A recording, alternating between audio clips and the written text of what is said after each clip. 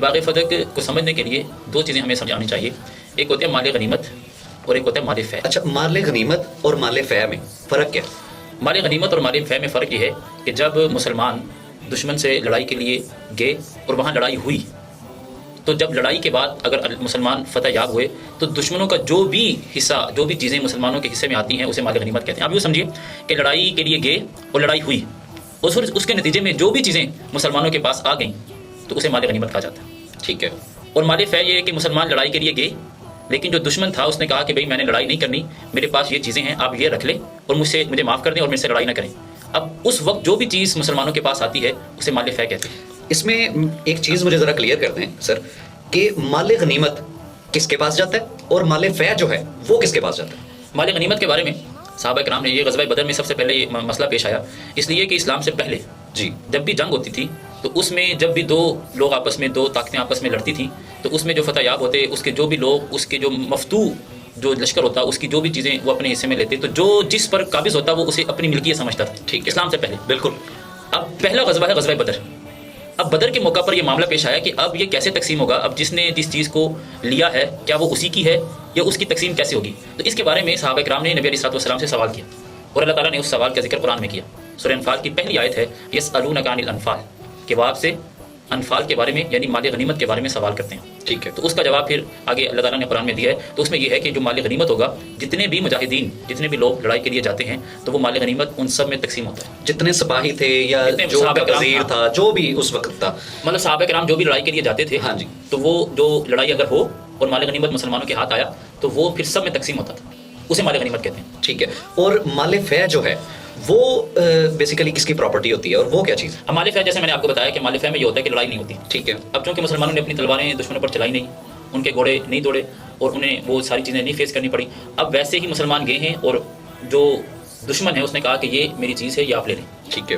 اب شریعت اس کے بارے میں یہ کہتی ہے کہ وہ صرف اللہ اور اللہ کے رسول کا ہے، وہ حصہ، وہ چیز، وہ مال وہ مجاہدین میں، صحابہ کرام میں تقسیم نہیں ہوگا۔ اگر وہ ہتھیار ڈال دیتے ہیں، ہاں جی، اگر دوسرے جو بھی جنگجو پارٹی ہے وہ ہتھیار ڈال دیتی ہے تو جتنا بھی مال ان سے ملے گا، یا وہ شرط کے طور پر کہتے ہیں کہ ہم سے آپ یہ لے لیں تو ہمیں بخش دیں، ٹھیک ہے، ہمارے ساتھ جنگ نہ کریں، تو وہ جتنا بھی مال ملے گا وہ حضور پاک صلی اللہ علیہ وسلم جو بھی انبیاء وہاں پہ ان کے پاس چلا جائے گا، ان کی پراپرٹی ہو جائے گی، ان کے پاس ہوگا، ان کے اختیار میں چلا جائے گا، یعنی وہ مجاہدین میں تقسیم نہیں ہوگا، وہ نبی علیہ الصلوۃ والسلام کے پاس گیا، یعنی نبی علیہ الصلوۃ والسلام کے پاس چلا گیا، یعنی اسے مال فے کہتے ہیں کہ دشمن یہ کہے کہ مجھے بخش دو، میں لڑائی نہیں کرتا اور اس کے عوض میں یہ چیز آپ کو دیتا ہوں، یہ باغ دیتا ہوں، یہ گھوڑے دیتا ہوں، یہ چیز دیتا ہوں، ٹھیک ہے۔ اب وہ جو مال دشمن سے ملا ہے اسے مال فے کہتے ہیں۔ اب اس کی تقسیم کیسے ہوگی؟ اس کی تقسیم ہوگی نہیں، ٹھیک ہے، وہ نبی علیہ الصلوۃ والسلام کے پاس چلا جائے گا، وہ 1% پراپرٹی، ہاں وہ حضور کی پراپرٹی ہے اور نبی علیہ الصلوۃ والسلام کے پاس جائے گا۔ اب حضور اس کو جیسے چاہیں گے، شریعت کہتی ہے ویسے استعمال کریں گے، جیسے چاہیں گے، جس کے اوپر چاہیں گے، جس کے اوپر چاہیں گے، جس کو دیں گے، وہ نبی علیہ الصلوۃ والسلام کی مرضی، ٹھیک ہے،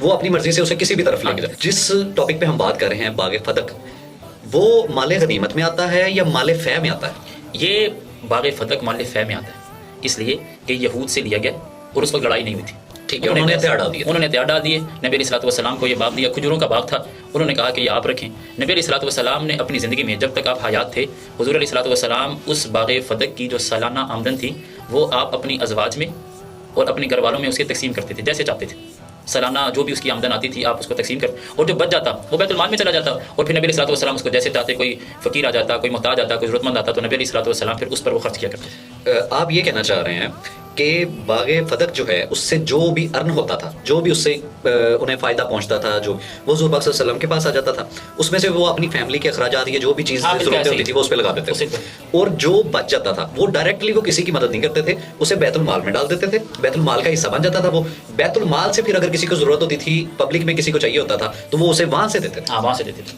ٹھیک ہے، وہ جیسے حضور چاہتے تھے اس کو تقسیم کرتے تھے۔ تو پھر اس کا اختیار اس لیے کہ اس وقت ٹوٹل اختیار حضور کے پاس تھا، ٹھیک ہے، نبی علیہ الصلوۃ والسلام اس وقت آپ یوں سمجھیے کہ وزیر خزانہ، اگر آج کے ٹرم کے اعتبار سے اگر دیکھیں تو جو خزانے کے جتنے بھی معاملات تھے اس کے بھی بڑے حضور تھے، خلافت بھی ان کے پاس تھی اور وزارت بھی جو وزارت ان کے خزانہ پاس تھی، سیاستدان بھی وہ تھے، اگر آپ اس کو آج کی ٹرمز میں یعنی آپ سمجھیں کہ صدر بھی وہی آل ان ون تھے، ہاں ہر چیز، قاضی بھی وہی تھے، ساری چیزیں وہی تھی، تو نبی علیہ الصلوۃ والسلام اس کو جیسے چاہتے تھے اس کو استعمال ویسے۔ تو اس کا باغ فتح کا جو مسئلہ کھڑا ہوا وہ پھر کہاں سے کھڑا ہوا سر؟ وہ معاملہ یہ ہو کہ نبی علیہ الصلوۃ والسلام کے وصال کے بعد حضور علیہ الصلوۃ والسلام کی 4 صاحبزادی، حضرت زینب، حضرت ام کلثوم، حضرت رقیہ اور حضرت فاطمہ رضی اللہ تعالیٰ عنہن۔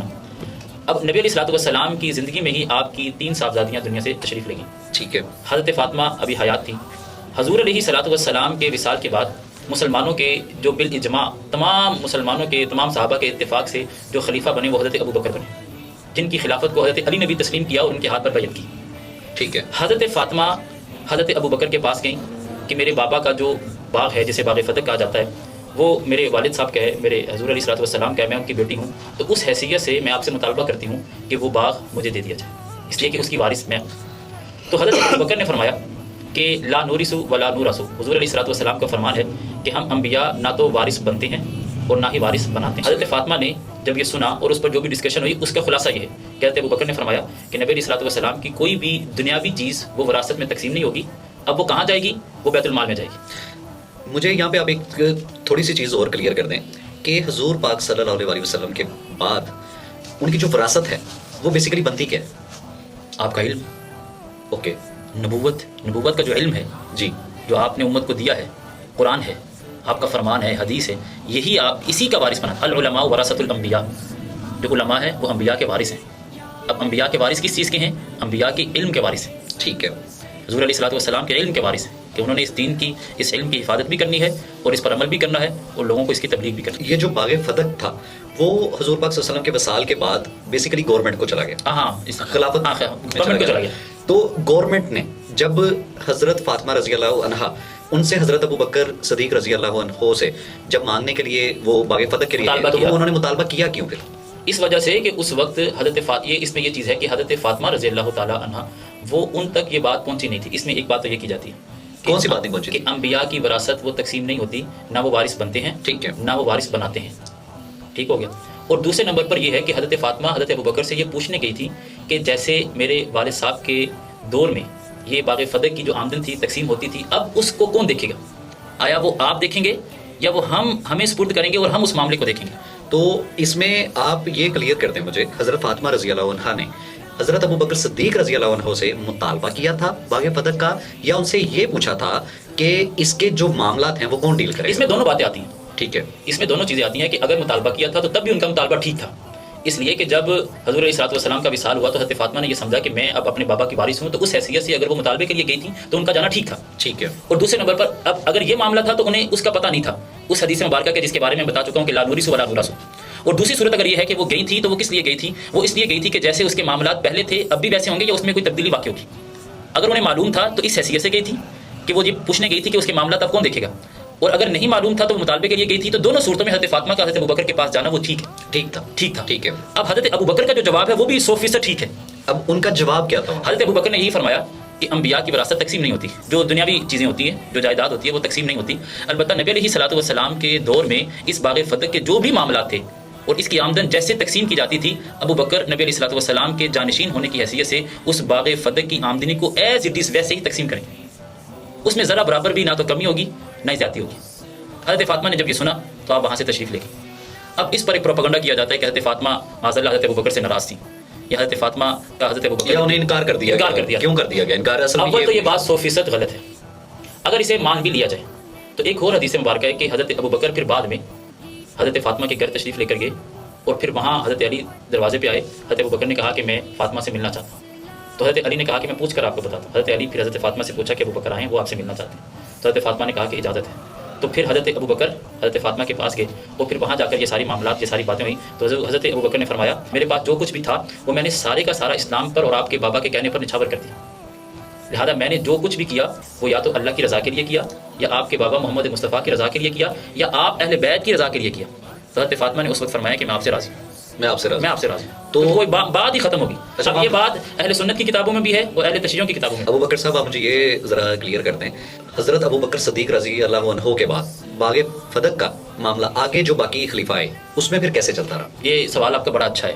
اس میں جو اعتراض کیا جاتا ہے روافظ کی طرف سے کہ یہ حضرت فاطمہ کا حق ہے. ہم اہل سنت کہتے ہیں کہ حضرت فاطمہ کا حق نہیں ہے، بلکہ یہ جو حضرت ابو بکر نے فیصلہ کیا وہ 2% درست ہے. ٹھیک ہے. حضرت فاطمہ کا جو مطالبہ تھا وہ 100% ٹھیک تھا. اب حضرت ابو بکر رضی اللہ تعالیٰ عنہ کے دور خلافت میں تو یہ معاملہ ہوا کہ جیسے حضور کے دور میں اس باقی आमदन तकसीम होती थी हज़रत अबू बकर के दौर में वैसी तकसीम हुई।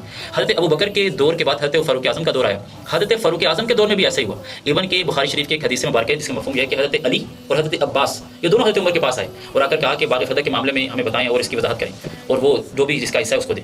तो हज़रत उमर ने फिर हज़रत अली से ये कहा कि आप मुझे ये बताएं कि क्या हुज़ूर अलैहिस्सलाम का ये फरमान नहीं है कि ला नूरिसु वला नूरसु, कि हम अंबिया की विरासत तकसीम नहीं होती, और उस हवाले से आप ये समझते हैं कि ये जो बाग है ये हज़रत फ़ातिमा का हक़ है या अहले बैत का हक़ नहीं है, बल्कि ये किसका है, ये बैतुल माल में जाएगा। तो हज़रत अली रज़ी अल्लाह ताला अन्हु ने उस वक्त फरमाया कि हज़रत उमर से कहा कि आपकी बात 100% दुरुस्त है। तो हज़रत उमर के दौर में भी ये उस वक्त जो खलीफा था उसके कंट्रोल में रहा, यानी हुकूमत वक्त के पास था। हज़रत उमर के बाद हज़रत उस्मान का दौर आया, तो हज़रत उस्मान गनी के दौर में भी बाग़ फ़दक ये हुकूमत वक्त के पास था, बैतुल माल। और हज़रत उस्मान गनी के बाद हज़रत अली का दौर आया, तो हज़रत अली अगर ये समझते थे कि ये बाग़ फ़दक ये अहले बैत का हक़ है, ये हज़रत फ़ातिमा का हक़ है, ये हसनैन करीमैन का हक़ है, तो हज़रत अली ने भी अपने दौर खिलाफत में बाग़ फ़दक को अपने हिस्से में नहीं लिया, हज़रत हसनैन करीमैन को नहीं दिया, बल्कि जिस तरह हज़रत अबू बकर के दौर में उसका मामला था बैतुल माल बाकी रखा, हज़रत उमर के दौर में जैसा मामला था उसी तरह बरकरार रखा, और हज़रत उस्मान गनी के दौर में। इससे ये बात साबित होती है कि ये जो लोग बाग़ फ़दक का नाम लेकर असहाब रसूल और खुसूसन हज़रत अबू बकर सिद्दीक़ रज़ी अल्लाह ताला अन्हु पर तबर्रा करते हैं और उन्हें निशाना बनाते हैं, वो 100% गलत है। उनको हकीकत का पता ही नहीं, और इसका वो जितनी भी बातें वो सिर्फ़ और सिर्फ महज असहाब रसूल पर तबर्रा करने के लिए। मुझे एक चीज़ इसमें क्वेश्चन एक रेज होता है, वो मैं क्लियर करना चाहूँगा आपसे।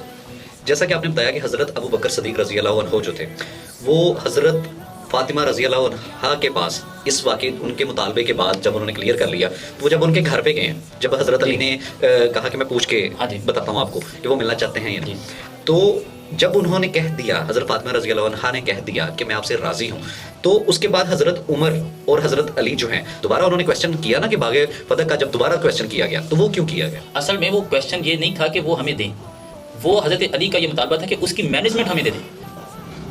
एक तो ये है कि ये चीज़ ये रियासत की है, अब रियासत इसको देख रही है, रियासत किसी की भी जिम्मेदारी लगा रही है कि आपने इसको देखना है।